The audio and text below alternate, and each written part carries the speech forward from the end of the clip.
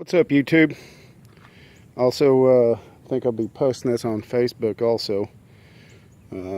Just wanted to go over kind of like a build breakdown or build biology of my project that I've been working on. And I know you guys are thinking, well, it's just a Yard Machines riding mower. But even though I have done some work on that, that's not the star of this video. So what it is you can see right there on the deck there, that's a 46 inch, and I got a Craftsman in the garage, it's a 42 inch. And you guys know, I mean, down here in Texas, the summers and stuff, they're pretty hot, and so you want to get out here and try to get things cut as quick as possible and get back in. So, you know, just because of how hot and all. And anyway, so I was trying to figure out a way that I could get more of my mowing done quicker. And I was thinking to myself, if I could get a bigger deck, which I posted a video on Facebook a while back and also on YouTube of me testing this, and I said on there, so just kind of a hint if anybody watched that video, it was called Testing My Deck Stretcher, that I post on Facebook. And anyway, so but I was trying to figure out how I could, you know, make the area bigger for me to cut with. And so if I walk around over this way, then you'll see what I'm talking about. But I'm gonna come around this way so y'all can see.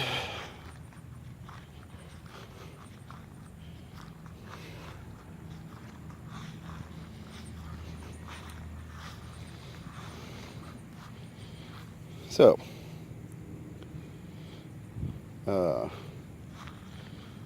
this originally started out with a free mower that I got from one of my parts guys, that he said that it was a junk mower because it was in the floods of the Hurricane Harvey, when Hurricane Harvey came through down here in the Houston area, and just gave it to us for free.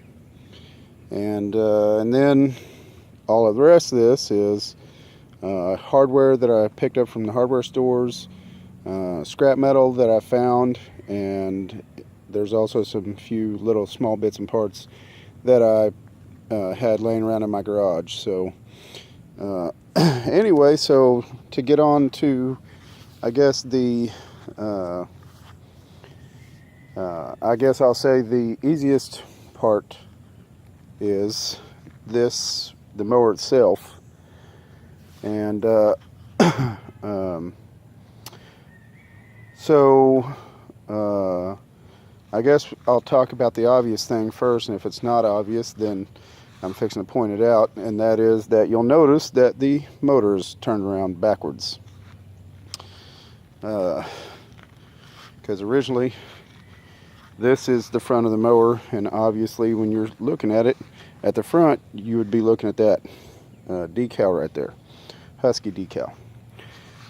And so the issue is the valve cover. Well, yeah, the valve cover itself pretty much was what it was hitting against the angle iron there in the front. And so I spun the engine around. Another thing that I wanted to do, because I didn't want to have to worry about this thing bogging down and constantly having to jump off and start it, and you know, it bogged down, dying, and then me having to clear everything out of it and start it up again. So and this mower originally came as a mulching mower, didn't have a side discharge or nothing.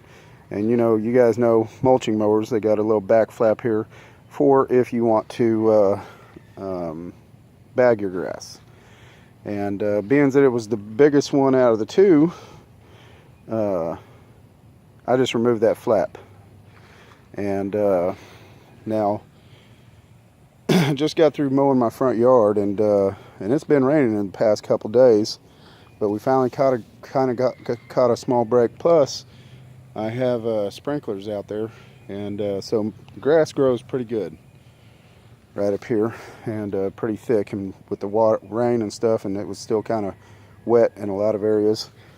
Never once had any issues. Did really good. So it's a 21-inch Husky. One of the things was because if you go on my YouTube channel, I did some testing with this right after I got it put together, and what it was when we first got this mower, we took the engine off because we were told it was junk, and the hurricane floodwaters had gotten in it and stuff. And so when I tested this, I had a Briggs & Stratton on here, and so for a couple different reasons, but the biggest one is I just didn't know this motor, and I'm still learning about it. I know more about Briggs & Stratton than I do this, and and I'm still not completely 100% sure as to what this motor is, but I can tell you that I removed this top cover and was just looking at it, and since I do a lot of online shopping at Harbor Freight, plus go to Harbor Freight a lot, this motor without that cover on it looks a lot like their Harbor Freight sells a 173cc vertical shaft Predator engine, and this looks a lot like it. If it's not a Predator 173cc, it's the closest clone I've ever seen. So I'm guessing that's what it is. All the research and all I've done so far, everything is pointing towards that. So anyway, so I did have to do the carburetor, clean the carburetor on it, and put some fresh gas in it. There's still some things I've got to do to it as it sits right now. I just haven't done. One of the things is I put fuel shutoff valves on all of my mowers, and this needs a fuel shutoff valve put on it. Also, what else was, fuel filter. There is no fuel filter on this, so I need to put one on there. And other than that, though, I mean, it starts and runs, just fine. Let me give it a start here.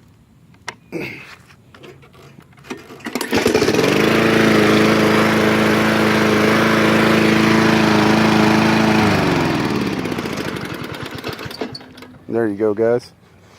One of the things also you'll notice, because I removed the push handle, I had to figure out a way to shut it off, which the shut off lever is usually on the handle, and so now it's got this toggle switch, kill switch. And so anyway, of course, once I get the fuel shut off valve on there, I'll use that and not the switch.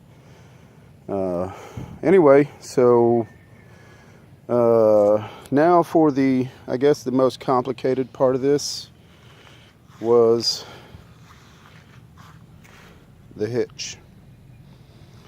And really on all of this, guys, I'm going to say use your imagination. It's going to take some thinking. So it's not like they just, even when I researched it, because what gave me the idea was YouTube and seeing these guys make these. And one of the things that I saw on YouTube was these guys were making these elaborate hitch setups that were like mounted up here on the mower itself and stuff. And I'm like, I don't really want to do all that. I didn't really want to have to, I mean, you guys just have to go watch those videos. I just want to be able to hitch it to the factory hitch point. And so, I, used this piece of angle iron. Originally used a piece of flat steel. Let me see if I can show you guys here. The flat steel right there, you can see right here, running on the bottom of the hitch here. And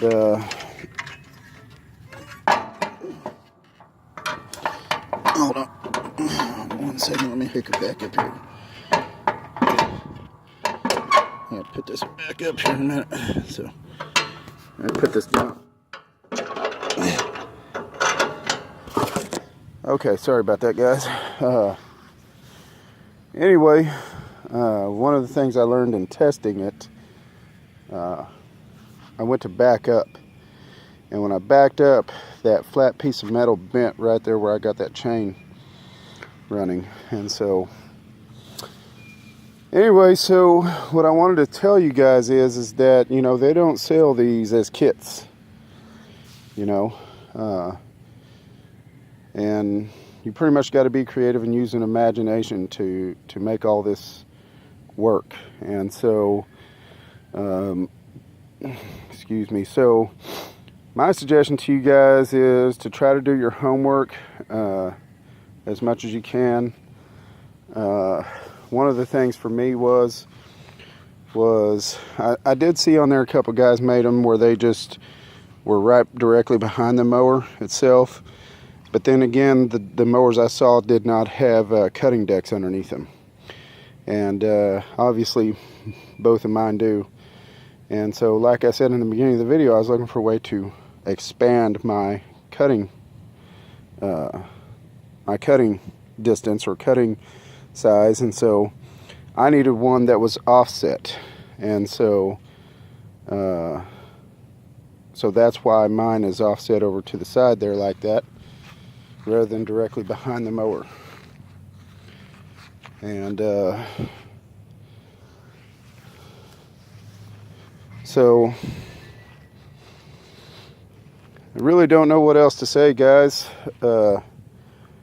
If you guys would like to know the dimensions and stuff like that and make some comments, like I say, how can I say, angle iron, I think it's, I'm just guessing, I didn't measure it, 1 inch, or no, not 1 inch, but 1.5 inch to 2 inch angle iron. Both pieces of angle iron are.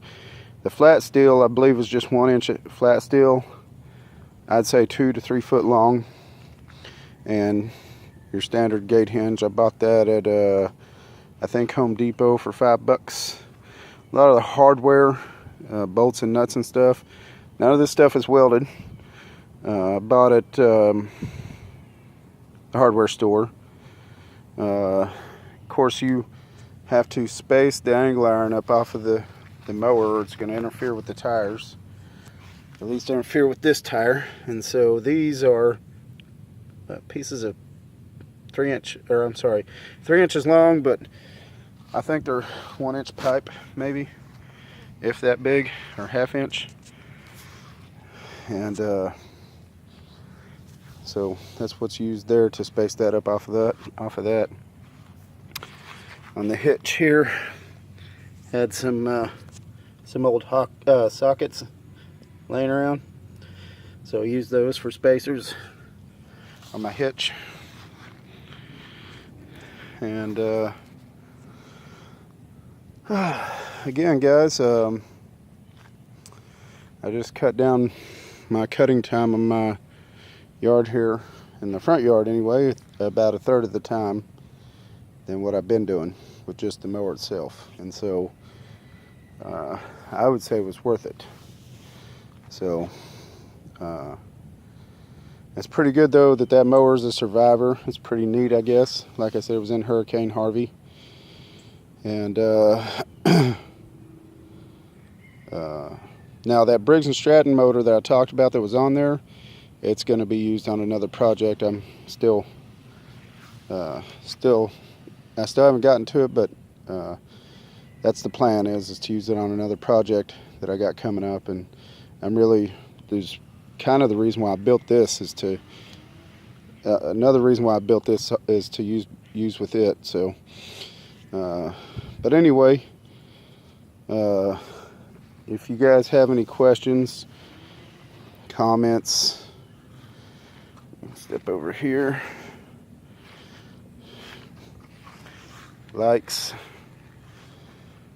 you know, just let me know. Also, another reason why I went with this rather than, like I said, I saw on those other guys, they did elaborate hitch setups, because I do have 2 riding mowers, and I got a Craftsman and this one, and so I didn't want to have to do that, like I said, that whole elaborate hitch setup on just one of my mowers and only be able to use this with one. So I think also that the hinge is self-explanatory. Don't really think there's really anything I need to. Well, let me just say this.